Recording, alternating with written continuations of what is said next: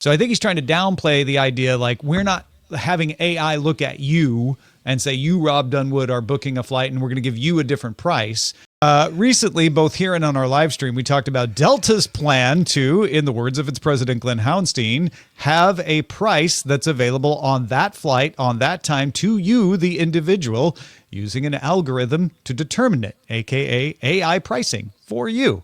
Now, those recent stories caused U.S. lawmakers to send some questions to Delta, and their VP and Chief External Affairs Officer Peter Carter responded in a letter saying that, quote, there is no fare product Delta has ever used, is testing, or plans to use that targets customers with individualized prices based on personal data. Carter further explained that the algorithm uses aggregated data that, and again I'll quote, provides informed insight for our analysts. Carter says the company is evaluating the system, which works with tech from a company called Fetcher, and said that Delta does not share personal information with Fetcher. So I think he's trying to downplay the idea, like, we're not having AI look at you and say, you, Rob Dunwood, are booking a flight and we're going to give you a different price. But they are taking into account all the data they know to dynamically change the price, which airlines have always done. This just allows them to do it faster.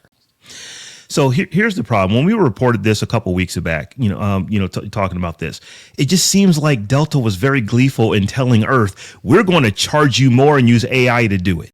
So they may have allowed some people to kind of run rampant with their imagination to think what was going to happen. And when you've got to come back and with legalese in your statement, very, very clearly tell folks what you are not going to do, you've already missed the mark here. So I don't trust anything Delta would say at this point until I see it in proof that you're not doing these things, because you may not be using this technology to target me directly, but are you targeting people in my zip code? Are you targeting people, where I'm calling from, where I live? Those are the kind of things that puts this into that gray area that Delta.